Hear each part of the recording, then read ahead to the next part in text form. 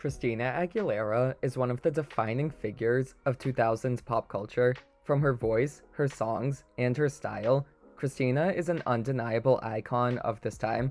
And while her debut album was a solid starting point for her singing career, it was her second, third, fourth album that truly introduced us to the artist we know today. Released in 2002, Stripped is one of those records that needs no introduction. If you're a lover of pop music, or music in general, you already understand just how influential this album is and why it's so beloved to this day.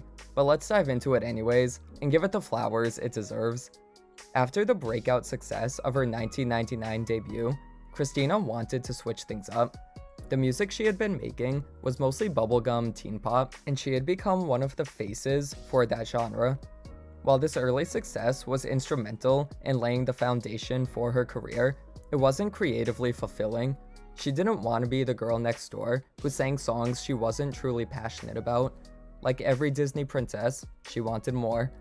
After recording a Spanish album and a holiday album, so this is what they mean when they say put the Christ back in Christmas, Christina pulled a total 180. Gone was the squeaky clean image, and in came Xtina, the alter ego she took on for the Stripped era. Xtina was sexy and she knew it, with provocative outfits, dyed hair, and an admittedly pretty orange looking tan. Jersey Shore was still years away, proving once again how ahead of her time she always is. The new Christina would make her musical debut in Dirty, the lead single for Stripped.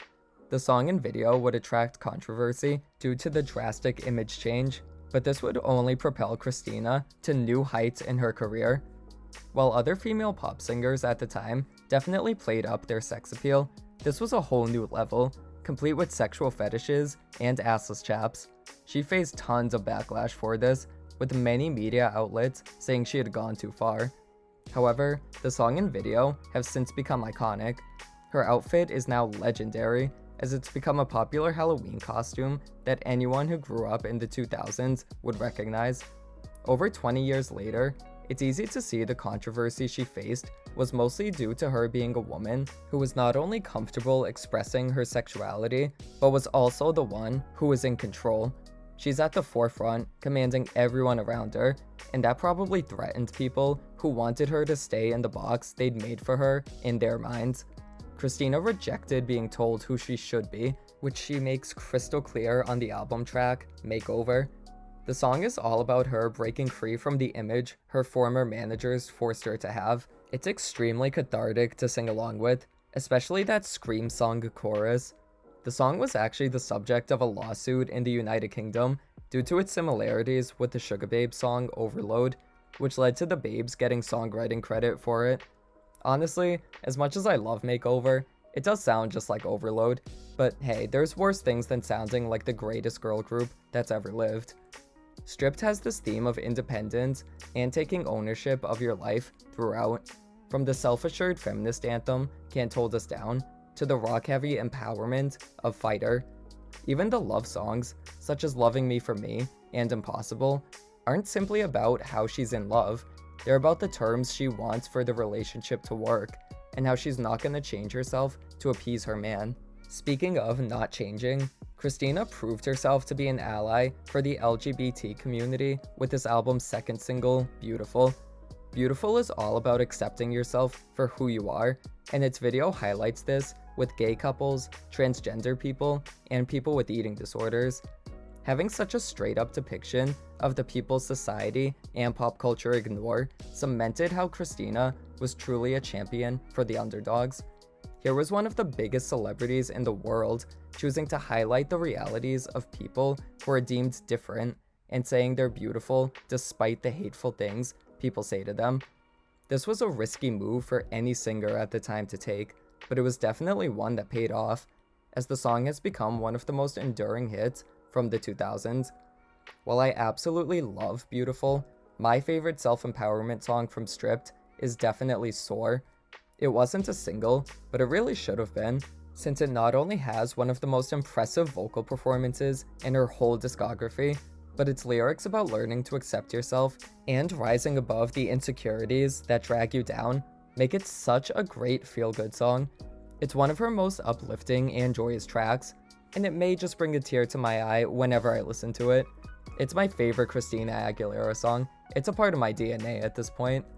Some other inspirational songs I love include The Voice Within and Keep On Singing My Song. The Voice Within was the 5th single, but it feels kind of forgotten about nowadays. The other singles have definitely overshadowed it, but it totally deserves more love. Its heartwarming lyrics about trusting yourself when no one else is there for you really encapsulate what this era was all about.